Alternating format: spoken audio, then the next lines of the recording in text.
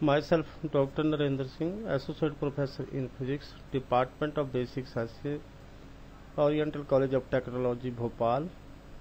Today, we will discuss here and drive the Ponting vector as well as your this Ponting theorem. So that is the topic for the today's lectures: Ponting vector and Ponting theorem. So first of all, what is this Ponting vector? So Ponting vector is nothing. You know that when the electromagnetic waves travel in the space, then it will carry the energy as well as your energy density. That means it will always associated the electric field as well as your the magnetic field.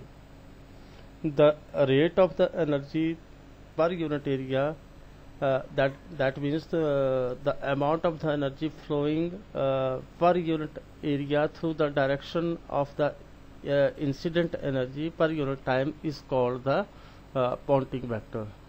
So the Ponting vector is represented by, that is your it will be represented by P, and that will be equal to E cross H, and that will be equal to E cross V upon mu. Here we have just we have resolved this V is equal to mu into H. The direction of this Ponting vector is nothing but that is your perpendicular both your this E as well as your H. So here is the Ponting theorem. So Ponting theorem states that the net flowing out the net power that will flowing out per your flowing out of the given volume is equal to the time rate of the decrease of the electromagnetic energy from the volume decreased by the conduction losses. That means the total power losses we are leaving the volume is equal to rate of the decrease of the stored electromagnetic energy minus the ohmic power dissipated due to the motion of your these charges. So to drive the expression for this your Ponting theorem, we use here the four fundamental equations of your Maxwell's. So these are the Maxwell's equations which are given as your divergence of D will be equal to 0, divergence of B is equal to 0, curl of E is equal to minus del of V upon del of T, and curl of H will be equal to J plus del of D upon del of T. So here we simply multiply this equation 4 by H, that is the scalar product, and equation 5 by E. So we will get here H dot curl of E is equal to, similarly in your right hand side, that will be equal to minus H dot del of V upon del of T, and E dot curl of H will be equal to E dot J plus E dot del of T D upon del of T. So here we just subtract the equation 7 from the equation 6. So we will get here H dot curl of E minus E dot curl of H, that similarly in your right hand side, that will be equal to minus H dot del of V upon del of T minus E dot J minus E dot del of D upon del of T. So here we can write it as that is your H dot curl of E minus E dot curl of H is equal to minus H dot del of V upon del of T plus E dot del of D upon del of T minus E dot J. Now we know that the divergence of the curl of two vectors A cross B is equal to, that is your V dot curl of A minus A dot curl of V. So we can write the above equation in this form. So divergence of E cross H, that will be equal to minus H cross del of V upon del of T plus E dot del of D upon del of T minus E dot J. So here we know that we can just change this V is equal to mu into H and D is equal to epsilon into E. Here this D is nothing, that is the displacement vector.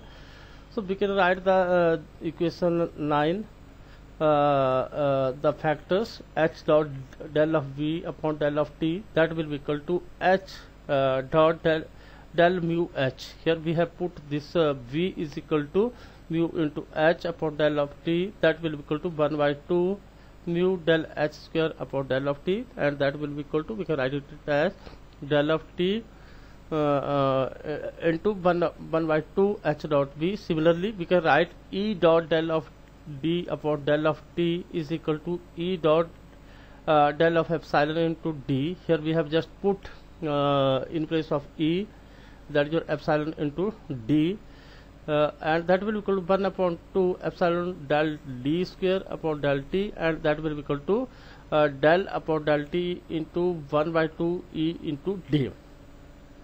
So therefore, putting all these values in equation number 9, we get divergence of E cross H will be equal to minus del upon del t into 1 by 2 H dot V plus E dot d minus E dot j. So rearranging this equation, we can just find the value of this E dot j, and that will be equal to minus del upon del t into 1 by 2 h dot v plus E dot d minus divergence E cross h. So upon integrating the above equation, that in a closed volume V as well as the surface S, so we can get here E dot j dv integration, that will equal minus integration throughout this volume, that is 1 by 2 h dot v plus E dot d minus integration the divergence of E cross h into dv. So here there is slight mathematics, and we can write it as E dot j integration, that will equal to volume integration of 1 by 2 mu h square plus 1 by 2, that is your epsilon E square into del of v, and that will be equal to E cross h into ds. So because here why this equation comes, because we have put this v is equal to mu into h and d is equal to epsilon naught E. So here this and this we know that this the volume integral of divergence of E cross h divergence will be equal to E cross h into ds.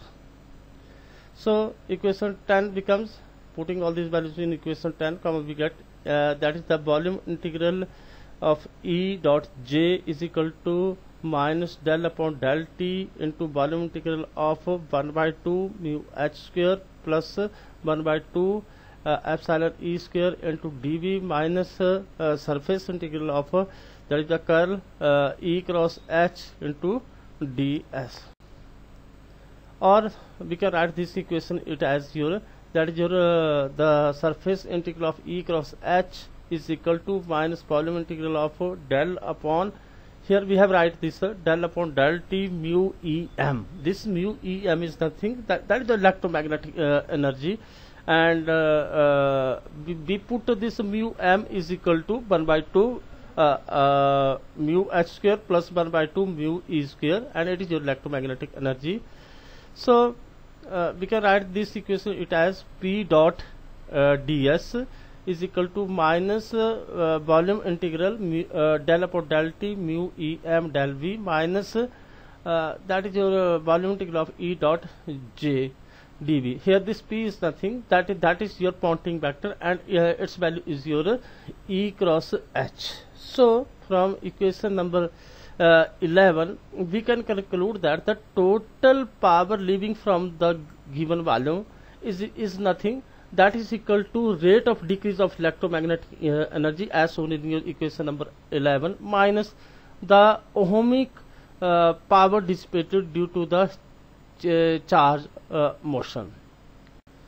So thank you very much. That's the Ponting theorem as well as your Ponting vector. Thank you very much.